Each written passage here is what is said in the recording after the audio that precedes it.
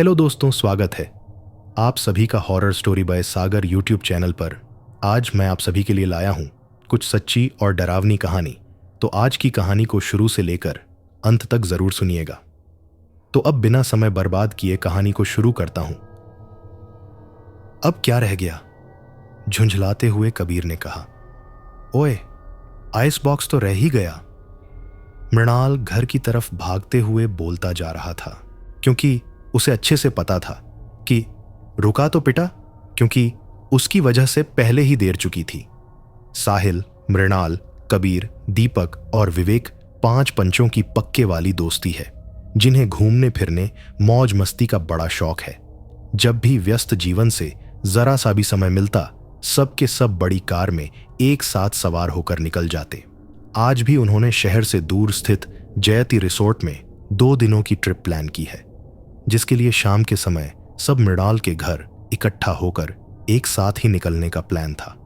लेकिन दीपक साथ नहीं आ सका। उसने कारण तो नहीं बताया, बस इमरजेंसी बोलकर आने से मना कर दिया। हमेशा की तरह उस दिन भी वे बड़े उत्साहित थे। हर बार की तरह इस बार की ट्रिप भी वे यादगार बना लेना चाहते थे। अभी तक तो कार की स्टीयरिंग कबीर के हाथ में थी। शहर की चींची पों पों खत्म होकर कार हाईवे पर आकर हवा की सुहानी चाल से अपनी चाल मिलाने लगी। विवेक से अब रुका नहीं जा रहा था। उसने आखिरकार बोल ही दिया, भाई लोग ऐसे सूखे ही रास्ता नापेंगे क्या हम सब? कुछ तरावट निकाली जाए। मृणाल खुशी से उछलता हुआ विवेक की हाँ में हाँ मिलाते हुए कैरेट को अपनी गोद में रखते हुए शान से एक बॉटल निकालता है। कबीर थोड़ी दूर जाकर कार रोक देता है और साहिल की तरफ देखते हुए, ओ भाई महात्मा, तुझे तो जिंदगी जीने का शौक है नहीं? तू सन्यासी आदमी है तो फिर आजा, तू अपने शौक को पूरा कर और ये ले, संभाल अपनी बसंती को। कहकर कबीर ड्राइविंग सीट के बगल जाकर बैठ जाता है और पीछे जमी महफिल में शरीक होता है। साहिल भी बिना कुछ बोले मुस्कुराता हुआ ड्राइविंग सीट पर अधिकार के साथ जा बैठा।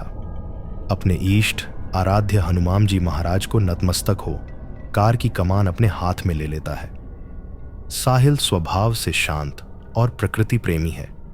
उसे खाली सड़कों पर कार दौड़ाना और साथ चलते पेड़ पौधों से कण आंखियों से देख उनसे बातें करना बहुत भाता, जिसका लाभ उसके मित्र भरपूर उठाते थे, क्योंकि सभी को अपनी ही कार में चलना पसंद था और होश में केवल साहिल ही रहता था।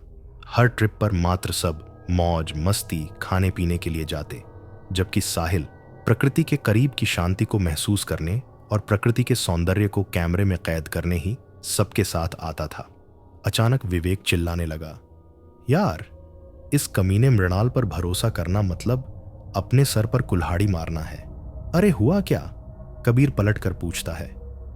अबे, इसने फिर से छकना छोड़ दिया अपने घर में। विवेक का गुस्सा 7वें आसमान पर था। छकना तो कबीर के खाते में था, फिर मेरे पे क्यों भड़क रहा? साहिल ने शांत लहजे में कहा, मेरे पियक्कड़ बंधुओं, ये दंगा फसाद बंद करो। अभी कुछ ही दूरी पर एक ढाबा है, वहां लेना अपनी संजीवनी। साहिल की बात सुनकर तीनों शांत हुए, नहीं तो बात मारामारी पर भी आने वाली थी। थोड़ी ही दूर पर ढाबा भी आ गया। तीनों साहिल को बोलते हैं ढाबे पर जाने के लिए। साहिल साफ मना कर देता है, देखो भाई, ये तो तुम्हें ही करना है। मैं एक बार बैठा तो सीधा मंजिल पर ही रुकूंगा। अबे साले, ग्रुप में तू ही तो ऐसा है जिसके लिए गालियां भी निकलने के शर्माती हैं। बैठ तू, फेविकोल से चिपक कर लाता हूं मैं जाकर। मृणाल के वापस आने में समय लग गया। साथ ही वो बड़बड़ भी किए जा रहा था, क्या भाई कुल्ले भर में ही चढ़ गई क्या? कबीर चुटकी लेते हुए बोला, अरे नहीं यार, वो ढाबे वाला ज्ञान देने लगा था कि अगर हनुमान मंदिर के पार जाना है तो हर हालत 12 बजे के पहले मंदिर पार कर लेना। वो बड़बड़ाता गया और मैं उसकी बकवास अधूरी छोड़ चला आया।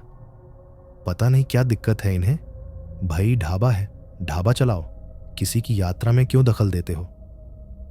मृणाल बकबक करता अपनी जगह पर आकर बैठता है। उसकी बात को किसी ने गंभीरता से लिया भी नहीं।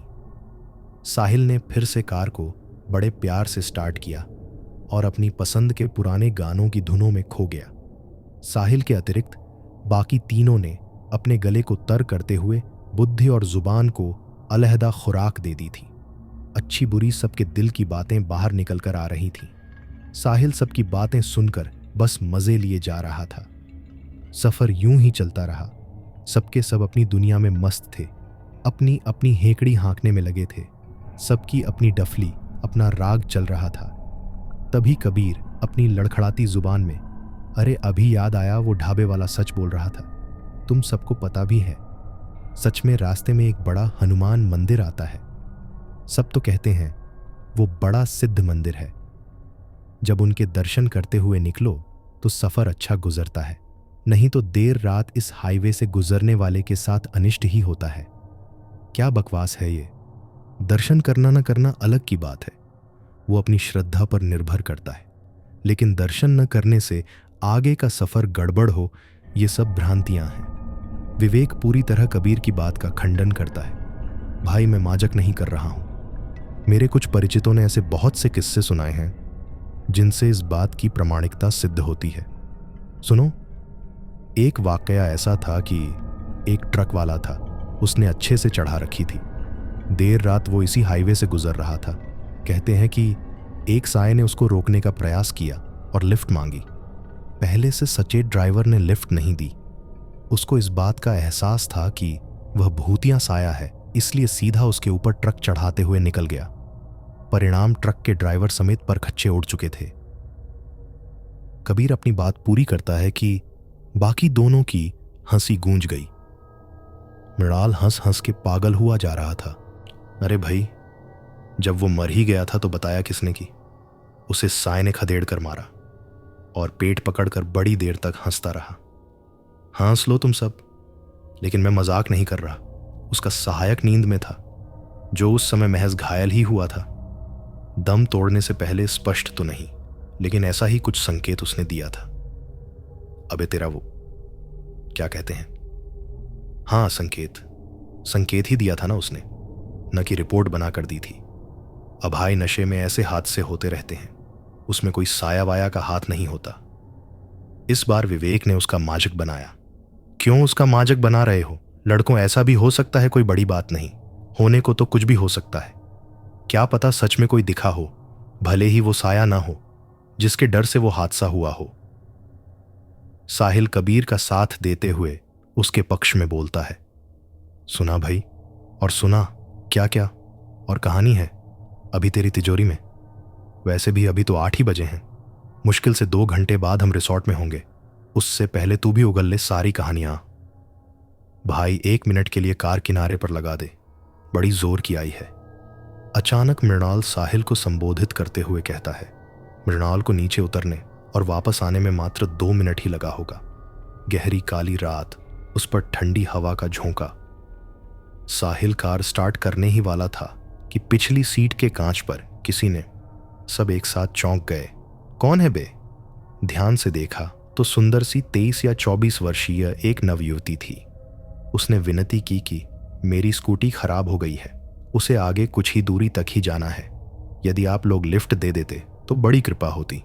कबीर ने नम में सर हिलाया। साहिल भी कोई दिलचस्पी नहीं दिखा रहा था, लेकिन ये दोनों कुछ बोलते उसके पहले ही उन दोनों ने पीछे का दरवाजा खोलकर, हाँ क्यों नहीं, जरूर छोड़ देंगे, आइए बैठिए। कबीर तो डरवश मना कर रहा था, लेकिन साहिल उन सब की नीयत से परिचित था, इसलिए उसका मन नहीं था उस लड़की को लिफ्ट देने का। फिर भी अब तो वो लड़की जब से कार में बैठी थी, उन दोनों की ललचाई नजरें उसका सर के बाल से लेकर पैर के नाखून तक विश्लेषण करने लगी। साहिल ने इशारे में घुड़की भी लगाई, लेकिन दोनों कहां मानने वाले थे। कार में आ रही शराब बी गमक से लड़की आकर्षित होते हुए ये मदहोश कर देने वाली महक क्या है? ये बड़ी भोली है ये तो। मृणाल सियार जैसा दांत चिचियाते हुए बोला। इसे शराब कहते हैं डियर।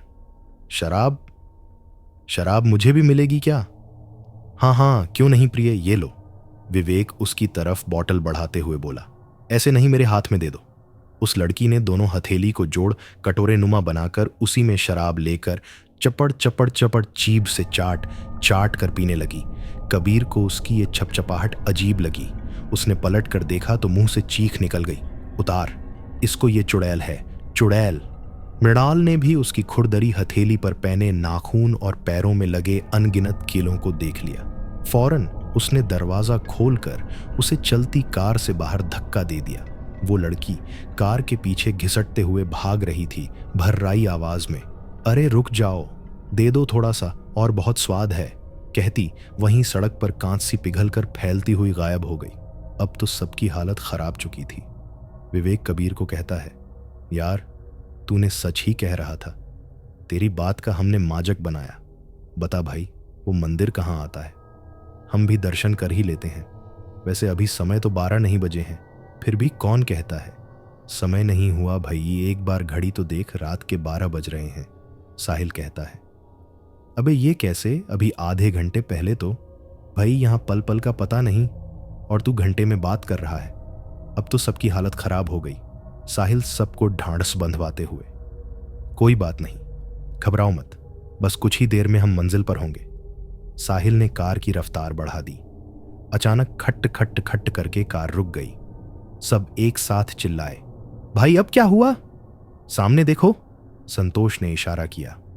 अंधेरी रात में सामने सड़क पर मानव हड्डियों का भंडार लगा हुआ था, जो किसी जुगनू की तरह चमक रहे थे, जिसे देखकर सबके पसीने छूट गए।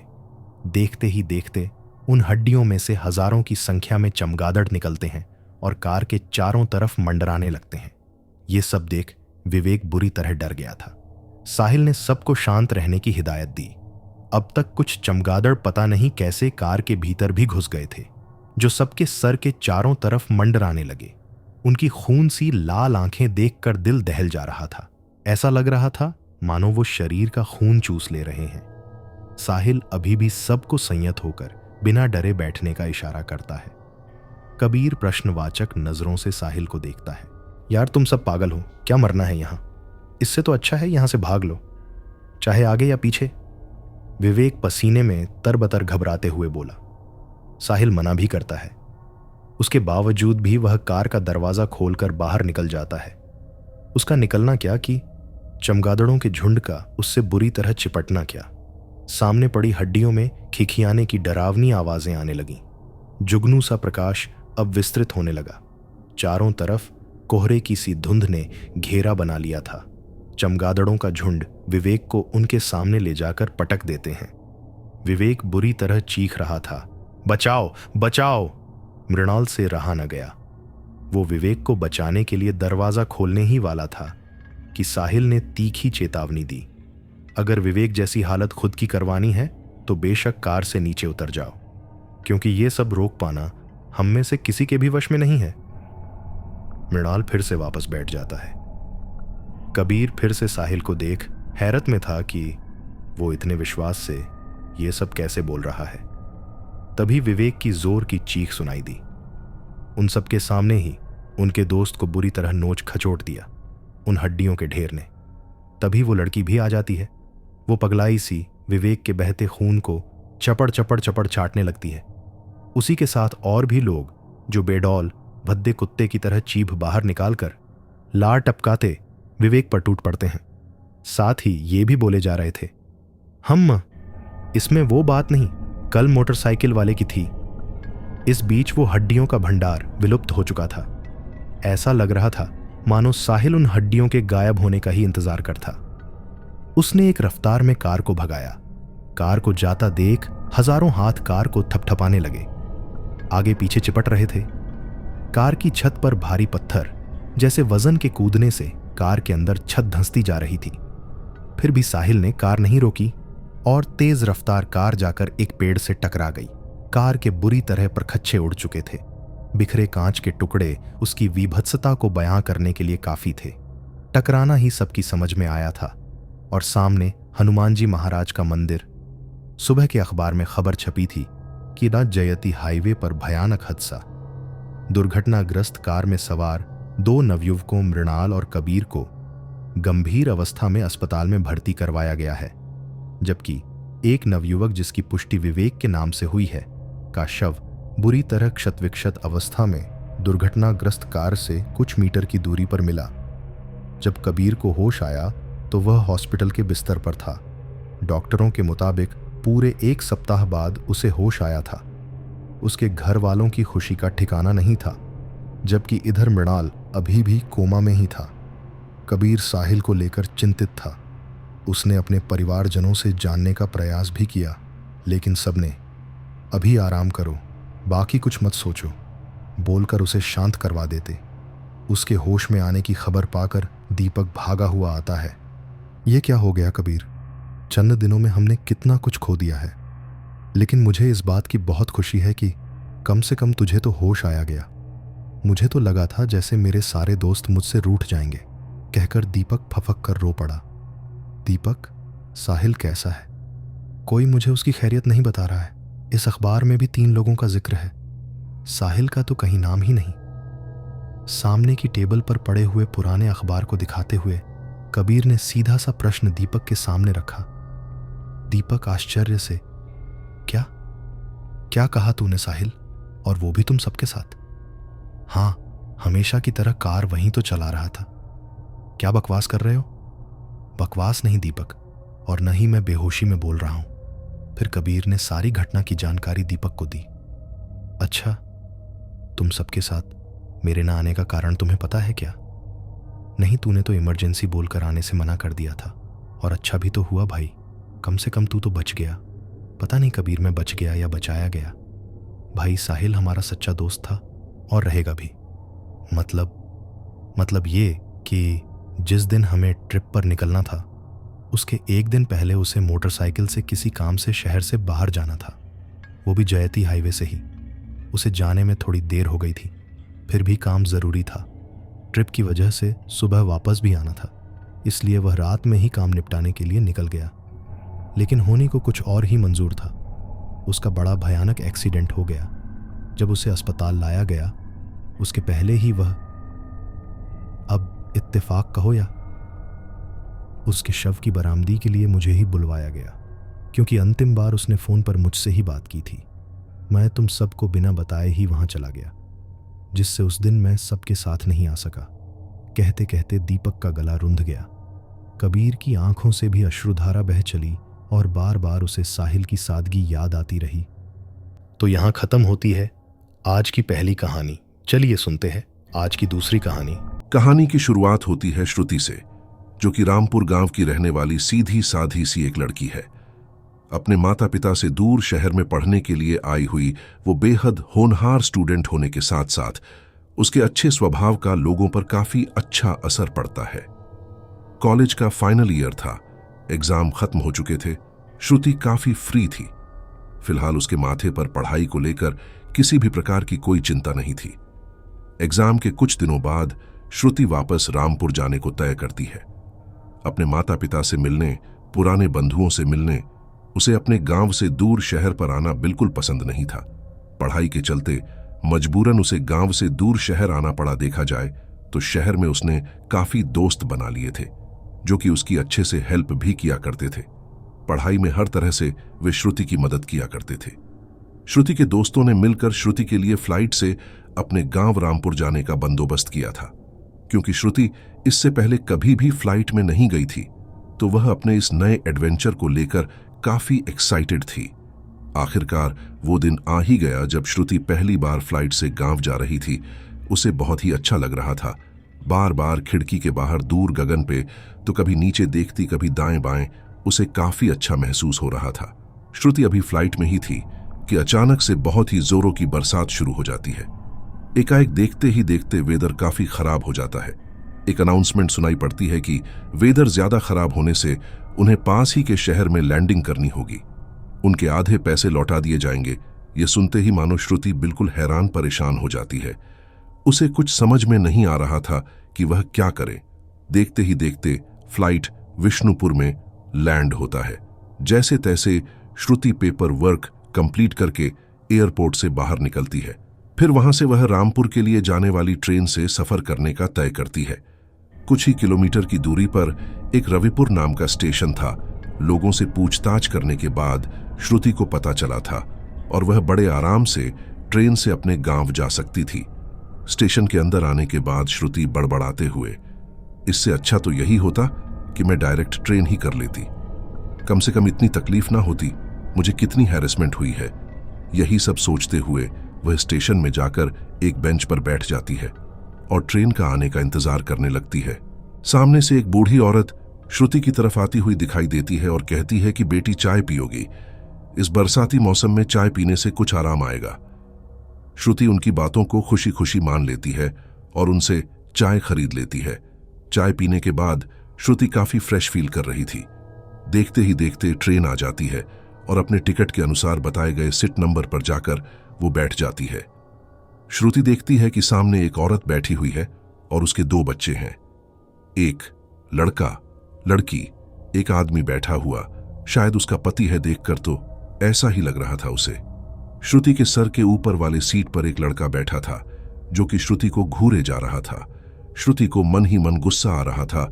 उस लड़के को देखकर अपने मन को वहां से हटाकर श्रुति खिड़की के बाहर देखने लगती है। बाहर अब अंधेरा हो चुका था। रात तकरीबन 9:30 बज रहे थे। रिमझिम बारिश और ठंडी ठंडी हवा बह रही थी। श्रुति को काफी अच्छा लग रहा था। वह बिल्कुल रिलैक्स हो गई थी। देखते ही देखते श्रुति की आंख कब लग गई पता ही न चला। करीबन रात के 11:30 बज चुके थे जब श्रुति की आंख खुलती है और वह देखती है कि सामने जो लोग बैठे हुए थे वह काफी बूढ़े दिख रहे हैं। श्रुति चौंक जाती है और अपनी आंखों को मलने लगती है। उसे लगता है शायद कोई दूसरे लोग उन लोगों के सीट पर जो पहले बैठे थे उनकी सीट पर आकर बैठ गए हों।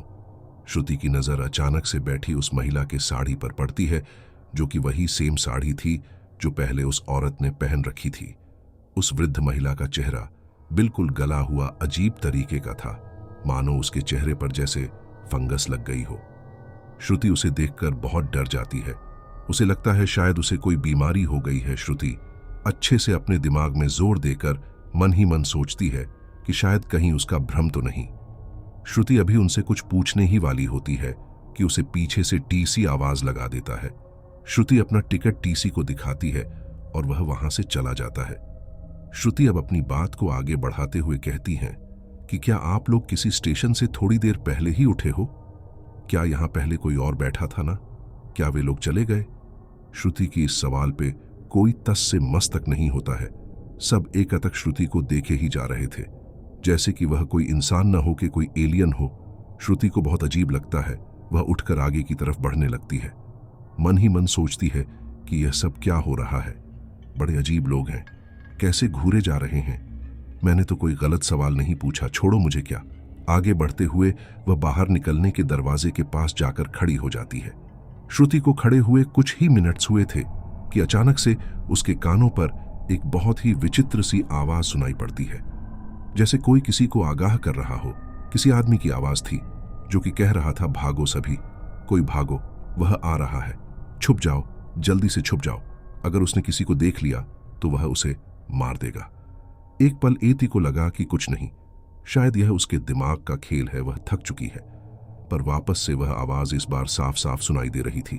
सचमुच कोई सबको आगाह कर रहा था। श्रुति दौड़ते हुए अंदर की तरफ जाती है और कहती है, क्या आप लोगों ने सुना कोई आलतू फालतू सी चीजें बोल रहा है? मुझे डर लग रहा है, यह हो क्या रहा है। घबराहट में श्रुति ने यह तक नहीं देखा कि सामने में बैठे हुए लोग और ट्रेन में आसपास बैठे हुए सारे लोग अब गायब हो चुके थे। पूरा ट्रेन खाली था, उसमें एकमात्र सिर्फ श्रुति ही दिखाई दे रही थी। श्रुति अब बिल्कुल हैरान परेशान, पसीने पसीने हो गई थी। वह जोर जोर से चिल्ला रही थी, हेलो, कोई है क्या? मुझे बचाओ, ये क्या हो रहा है? सारे के सारे लोग कहाँ गए? श्रुति पागलों के जैसी इधर उधर दौड़ती जा रही थी। उसे कुछ समझ में नहीं आ रहा था। अचानक से उसे एक आहट सी सुनाई पड़ती है, मानो कोई किसी को घसीट कर ला रहा हो। श्रुति बहुत डर जाती है। वह अपने सीट के नीचे खाली जगह पर जाकर छुप जाती है। वह बहुत ज्यादा ही डर चुकी थी। अपने मुंह को जैसे तैसे अपने हाथों से बंद करके श्रुति चुपचाप नीचे छुपी हुई रहती है। अचानक से उसे 2 पांव दिखते हैं जो बिल्कुल ही उल्टे थे। यह देखते ही मानो श्रुति के प्राण पखेरु उड़ गए। वह बिल्कुल एक मृत शरीर के समान हो गई, ना ही बोलने नहीं, कुछ सुनने, ना ही कुछ समझने लायक रही। उसे लग रहा था कि उसके स्वयं के प्राण अब निकलने ही वाले हैं। किसी भी वक्त उसे मौत आ सकती है। धीरे धीरे वो 2 उल्टे पांव उसके पास से गुजरने लगते हैं। देखते ही देखते वह पांव आगे की तरफ निकल जाते हैं। श्रुति अंदर छुपी हुई थी। जैसे ही श्रुति को लगा शायद वह बुरी चीज आगे निकल चुकी है। वह वहां से बाहर निकलती है और नीचे जमीन में बैठकर आगे की तरफ झांकने लगती है। श्रुति को दिखता है कि दूर दूर तक कोई नहीं है, सब कुछ शांत दिख रहा था। जैसे ही श्रुति बैठकर खड़ी होती है, वह देखती है कि सामने वे सारे लोग वापस अपनी अपनी सीटों पर बैठे हुए थे, जिसे उसने थोड़ी देर पहले देखा था। श्रुति देखती है कि वह औरत अपने 2 बच्चों के साथ अपने पति के साथ ठीक उसके सामने बैठी है। वह अजीब सा लड़का ऊपर वाले सीट में बैठे हुए हैं। वहां कोई बूढ़ी औरत बैठी हुई थी। श्रुति बिल्कुल आश्चर्यचकित हो जाती है और घबराहट के साथ पूछती है, आप लोग तो अभी नहीं थे ना? यहां तो एक वृद्ध महिला बैठी थी। आप लोग के बदले क्या आप लोग वापस से ट्रेन पर उठे हैं? आप लोग तो यहां नहीं थे। मुझे कुछ समझ में नहीं आ रहा, मेरे साथ क्या हो रहा है? क्या मैं पागल हो चुकी हूं? कृपया करके आप लोग बतलाइए, क्या आप लोग यहां पहले से बैठे हुए थे? क्या मैं अब तक कोई सपना देख रही थी? मुझे कुछ समझ में नहीं आ रहा है। श्रुति इतना बोल ही रही थी कि अचानक से वह महिला, उसके दोनों बच्चे और वह आदमी और ट्रेन में बाकी बैठे सारे लोग बहुत ही जोर से चिल्लाने लगते हैं, मानो उन्हें बहुत ही दर्द हो रहा हो। श्रुति डर के मारे जमीन में बैठकर अपना कान अपने हाथों से जोरों से बंद कर देती है। उससे यह असहनीय दर्द भरी आवाज बिल्कुल भी बर्दाश्त नहीं हो रही थी। वह देखती है कि एकाएक उनके शरीर कट कट के जमीन पर गिर रहे थे।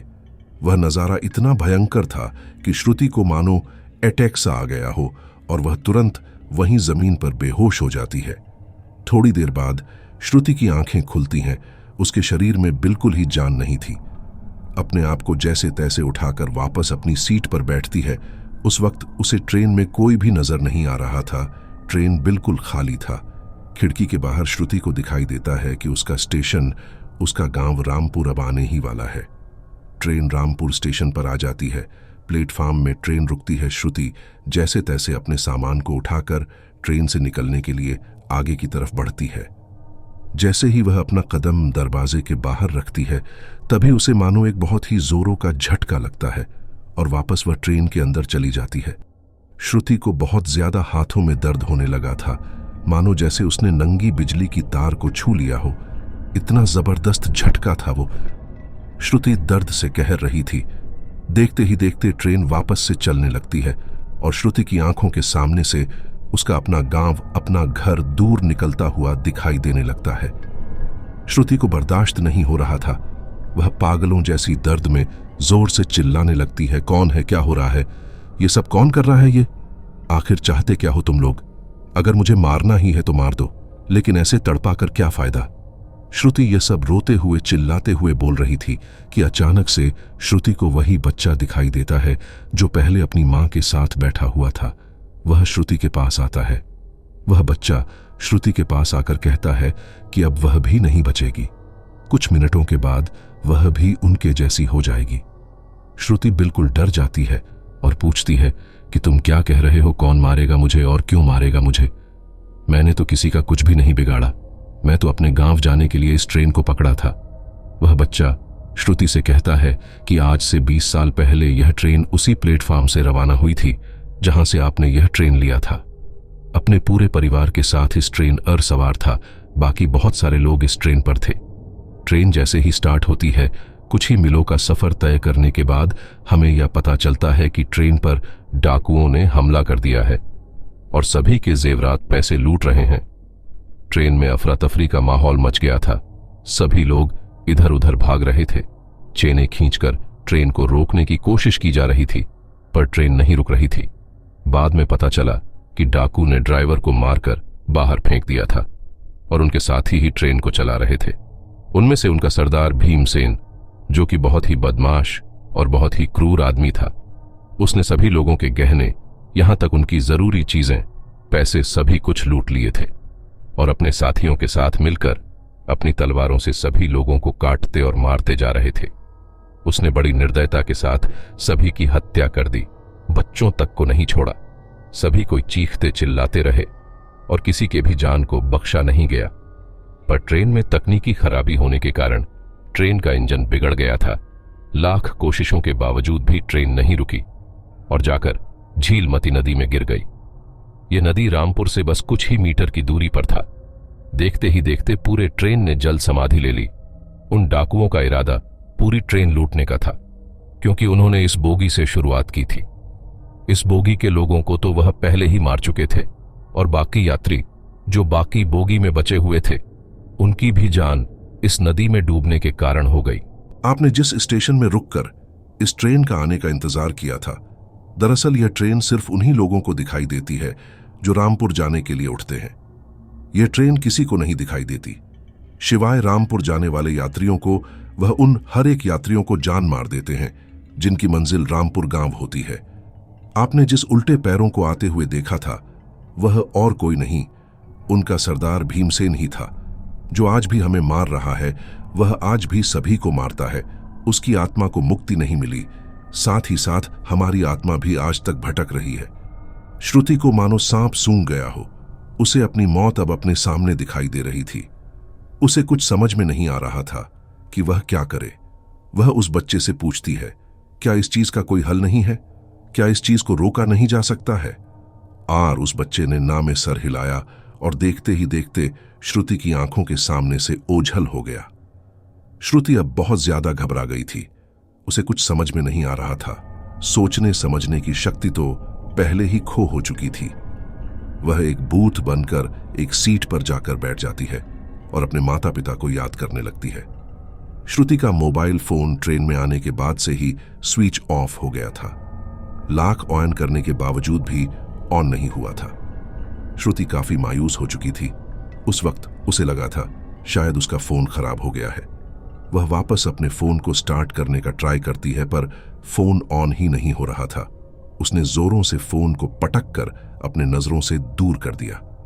अचानक उसका ध्यान अपनी बैग की तरफ जाता है और उसे याद आता है कि घर से निकलते वक्त उसने अपने बैकपैक में अपने सभी जरूरी चीजें को ध्यान से रख दिया था, और साथ ही साथ उसने एक साफ बस्ते में गीता रखी थी जो कि वह हर रोज पढ़ा करती थी।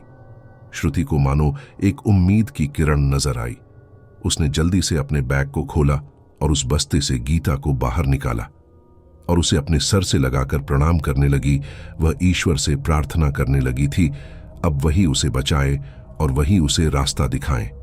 वह अपने हाथ में गीता लिए आस्ते आस्ते आगे की तरफ बढ़ने लगती है। कुछ दूर कुछ कदम चलने के बाद श्रुति को अब साफ साफ सभी कोई दिखाई देने लगता है। ट्रेन में अब काफी भीड़ हो चुकी थी। सभी मरे लोग श्रुति को एक तक ताके जा रहे थे। श्रुति उनकी नजरों से बचते हुए आगे की तरफ बढ़ती जा रही थी। न जाने ऐसा क्या हुआ कि श्रुति जैसे जैसे अपने कदम बढ़ा रही थी, वैसे वैसे ही ट्रेन के अंदर रास्ता बनते जा रहा था। आगे बढ़ते बढ़ते श्रुति एक जगह पहुंच जाती है जहां ट्रेन का इंजन था। वह देखती है कि वह डाकू भीमसेन बड़े ही गुस्से से श्रुति को देख रहा था। वह उस इंजन के बिल्कुल ही करीब खड़ा था। उसके हाथों में एक बड़ी सी तलवार थी, मानो वह तलवार चलाकर श्रुति का गला काटने ही वाला था। वह बड़े ही भयंकर स्वर में श्रुति से कहता है, ए लड़की, तेरी इतनी हिम्मत, तू मेरे सामने इस किताब के जरिए लड़ेगी?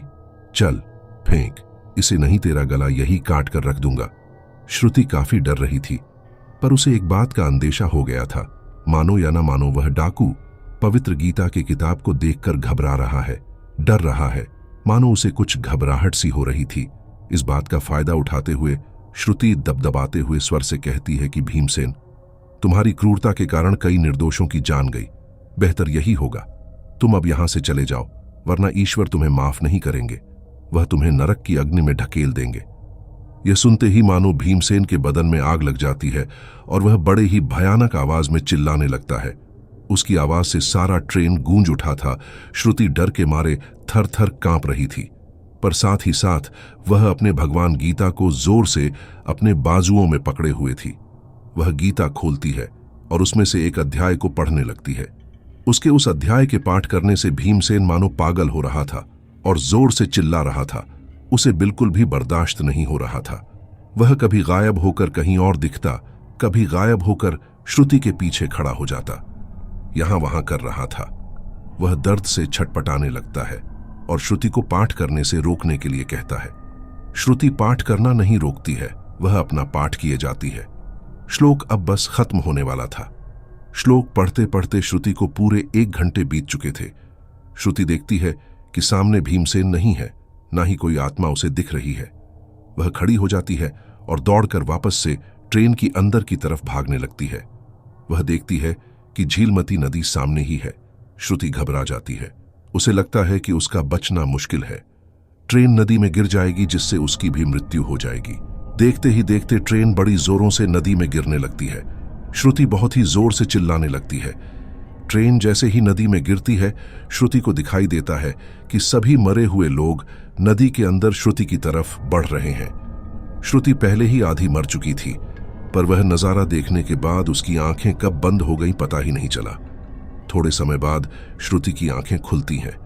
वह अपने आप को रामपुर के स्थानीय हॉस्पिटल में पाती है। उसे काफी आश्चर्य हो रहा था। उसे भरोसा ही नहीं हो रहा था कि वह बच कैसे गई। डॉक्टर से उसे पता चला कि झीलमती नदी के आसपास कुछ मछुआरों ने उसे तट के पास देखा।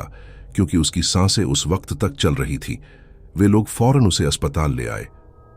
श्रुति को अब धीरे धीरे समझ में आ रहा था कि शायद उन आत्माओं ने ही श्रुति की मदद की है, क्योंकि वो उस वक्त बीचों बीच उस गहरी नदी में डूब गई थी। तैर कर किराने जाने की शक्ति तो पहले से ही उसके शरीर में बची नहीं थी। श्रुति मन ही मन उन आत्माओं का शुक्रिया कर रही थी, भगवान का शुक्रिया कर रही थी, उन मछुआरों का शुक्रिया अदा कर रही थी। श्रुति को उसका मोबाइल फोन मिलता है और वह अपने मोबाइल फोन से अपने माता पिता को फोन करती है। उसके माता पिता शाम तक श्रुति को लेने आ जाते हैं। श्रुति अपने घर रामपुर आ चुकी थी और वह अभी भी मायूस सी दिखाई दे रही थी। उसने अपने माता पिता को सारी बात बता दी थी। उसके माता पिता भी काफी परेशान हो गए थे। इन सब बातों को सुनकर वह श्रुति को दिलासा दिए जा रहे थे कि अब कुछ भी उसके साथ ऐसा नहीं होगा और सब कुछ ठीक जाएगा। वह उन सब बातों को भूल जाए। वे घर में अच्छे से पूजा पाठ करवा देंगे, सब कुछ ठीक हो जाएगा। रामपुर में कुछ दिन रहने के बाद श्रुति तय करती है कि वापस से वह उसी स्टेशन रविपुर पर दोबारा जाएगी। वह देखना चाहती थी कि उसे वापस से वह ट्रेन दिखती है कि नहीं। उसने अपने माता पिता को कुछ नहीं बतलाया और चुपचाप ट्रेन पकड़कर रविपुर स्टेशन के लिए चली गई। स्टेशन पर जाकर वह बैठ जाती है और वहां से रामपुर का टिकट काटती है। वह देखती है कि वापस से वही वृद्ध महिला जिसने उस दिन श्रुति को चाय पिलाई थी, वही श्रुति के पास आती है और कहती है, बेटा अब ट्रेन यहां नहीं आएगी। श्रुति आश्चर्यचकित हो जाती है। उसे समझ में नहीं आ रहा था कि वह कैसे जानती है कि वह उसी ट्रेन के सिलसिले में आई हुई है। श्रुति बड़े कौतूहल नजर से उस वृद्ध महिला की तरफ देखती है। वह वृद्ध महिला श्रुति की तरफ एक प्यारी सी मुस्कान देते हुए कहती है कि बेटी, उन डाकुओं ने मुझे भी मार डाला था। मेरी भी आत्मा इसी प्लेटफॉर्म में भटकती रहती थी, पर तुम्हारे कारण वे सभी आत्मा और मैं भी मुक्त हो चुकी हूं। वह ट्रेन अब और किसी को तंग नहीं करेगी, ना ही वह डाकू तुमने उस रोज गीता का पाठ कर कर उस बुरी आत्मा को ट्रेन से भगा दिया था, और साथ ही साथ उस ट्रेन में तुमने अपने पवित्र गीता को छोड़ भी दिया, जिसके प्रभाव ट्रेन की सारी आत्मा मुक्त हो गई थी। मुझे भी उन लोगों ने जान से मारकर इसी प्लेटफॉर्म पर फेंक दिया था। मैं यहां बरसों से काम कर रही थी। मैंने उन्हें उस ट्रेन पर चढ़ते हुए देख लिया था और इसीलिए मैंने उन्हें रोकना भी चाहा, पर उन्होंने उसी वक्त मुझे जान से मार दिया था। पर मैं अब खुश हूं, वह बुरी आत्मा उस ट्रेन को छोड़कर चली गई, सारे लोग मुक्त हो गए, तो मुझे भी मुक्ति मिल गई। यह बोलते हुए वह वृद्ध महिला श्रुति की आंखों के सामने से गायब हो जाती है। इस बार श्रुति को जरा सा भी भय नहीं लगा। वह इस बात से बहुत खुश थी कि सारे लोगों को मुक्ति मिल चुकी है। रामपुर जाने वाली ट्रेन प्लेटफॉर्म पर आ चुकी थी और इस बार यह कोई भूतिया ट्रेन नहीं, एक साधारण ट्रेन थी। श्रुति उस ट्रेन पर जाकर बैठ जाती है और अपने गांव की तरफ बढ़ चलती है।